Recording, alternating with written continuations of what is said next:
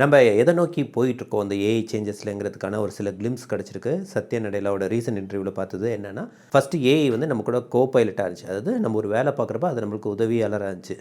அடுத்தது என்ன பண்ண போகுதுன்னா, அது நம்ம கூட வந்து வேலை பார்க்க போகுது. ஸோ இதுக்காக இப்போ விண்டோஸ் 11ல் சில ஃபீச்சர்ஸ் ரோல் அவுட் பண்ண ஆரம்பிச்சிட்டாங்க. அது என்னென்னா, நம்மளுக்கு ஒரு லாகின் இருக்க மாதிரி ஏஜென்ட்டுக்கு ஒரு லாகின் இருக்கும். அதுவும் பின்னாடி வந்து நம்மளுக்கு பேரலாக ஒர்க் பண்ணியிருக்கோம். நம்மளால் அது ரியலைஸ் பண்ண முடியாது.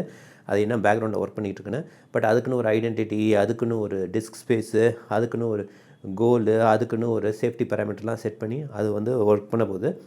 ஃப்யூச்சரில் வந்து இன்னும் அட்டானமஸாக நிறைய ஒர்க் எடுத்து பண்ணும்போது நமக்கு வந்து அந்த லூப்பில் வந்து வெரிஃபை பண்ண ஒர்க்லாம்.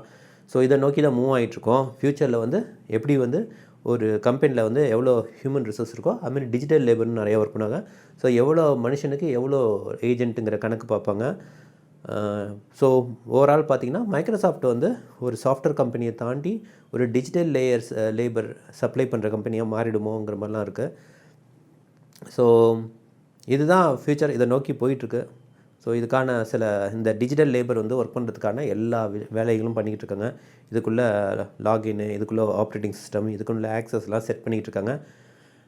டைம் ஃப்ரேம் தெரில, பட் இதை நோக்கி தான் நம்ம மூவ் ஆகிட்ருக்கோம். இதெல்லாம் எடுத்து படிங்க. டிஜிட்டல் லேபர்னால் என்ன, எப்படி அது நம்ம கூட சேர்ந்து ஒர்க் பண்ண போகுது, அதுக்கு எப்படி அட்டானமஸாக இது கொடுக்க போகிறோம், அதுக்கு எப்படி கோல் கொடுக்க போகிறோம், அது எப்படி வெரிஃபை பண்ண போகிறோம், அது எப்படி ஆன்போர்ட் பண்ண போகிறோம், ஆஃப் போர்ட் பண்ண போகிறோம், எப்படி ஒரு மனுஷனுக்கு வந்து எப்படி இண்டக்ஷன் கொடுத்து உள்ளார லாகின் கிரெடென்ஷியலாக கொடுத்து ஒரு கம்பெனியில் கூப்பிட்டு வச்சு அதேமாதிரி இந்த ஏஐ ஏஜென்ட்ஸும் உள்ளார வரும், ஆன்போர்ட் பண்ணுவோம், ஆஃப் போர்ட் பண்ணுவோம். ஸோ ஒரு கம்பெனி இதுக்குன்னு தனி செலவுகள் பண்ணும்.